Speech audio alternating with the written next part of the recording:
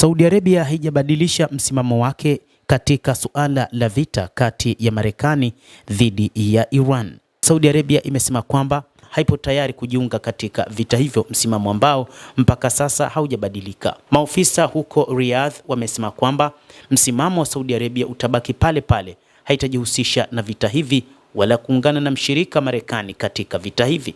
Licha ya kwamba inadaiwa wakati huu kuna mpango unaofanywa na serikali ya Marekani pamoja na Israel kuhakikisha wanapeleka ulinzi wa anga katika kila nchi mshirika wa Marekani katika eneo la Mashariki ya Kati.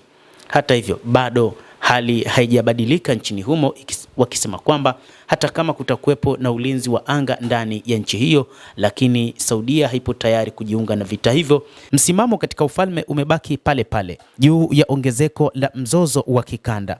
Hatupo tayari kushiriki katika vita hivi, afisa mmoja amesema. Afisa huyo mkuu wa Saudia amepuuza ripoti kwamba ufalme umebadilisha msimamo wake juu ya kuongezeka kwa mzozo katika eneo hilo, kulingana na ripoti iliyochapishwa Jumapili na gazeti la Asharqi Al-Awsat. Chanzo hicho kimesisitiza kwamba gazeti hilo kuwa Saudi Arabia inaunga mkono juhudi za kupatikana suluhu la amani kwa njia ya diplomasia na mazungumzo kwa mizozo yote kati ya Marekani na Iran, lakini kuna namna ambavyo Saudi Arabia imekubali juu ya kushiriki katika vita hivyo kama ambavyo imeelezwa na baadhi ya vyombo vya habari. Chanzo hicho pia kilisisitiza kukataa kwa ufalme kwa matumizi ya anga yake na maeneo yake katika operesheni zozote za kijeshi dhidi ya Iran.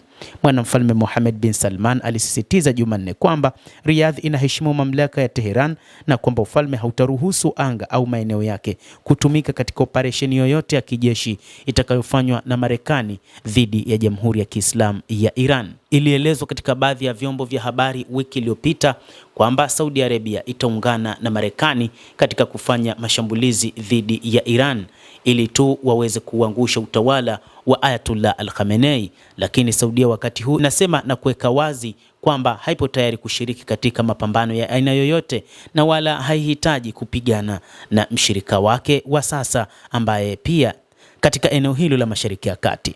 Katika mazungumzo ya simu na rais wa Iran Masoud Pezeshkian, mwanamfalme wa Saudia Mohammed bin Salman alisisitiza uungaji mkono wa Saudi Arabia kwa juhudi zozote ambazo zitasaidia kutatua mizozo kupitia mazungumzo kwa lengo la kuimarisha usalama na utulivu wa kikanda. Pezeshkian alisema mazungumzo yake na mwanamfalme yalishughulikia maendeleo nchini Iran na majadiliano kuhusu faili yake la nyuklia. Ametoa shukrani zake kwa msimamo thabiti wa Saudi Arabia katika kuheshimu mamlaka na uadilifu wa ardhi ya Iran, lakini pia alisifu jukumu la juhudi za mwanamfalme Mohammed bin Salman katika kufikia usalama na utulivu katika eneo hilo. Mtazamaji wa The World News, endelea kutufuatilia, lakini ni kusihi usisahau kulike, usisahau kucomment, kadhalika kusubscribe channel yetu hii ili upate habari hizi kwa mapana.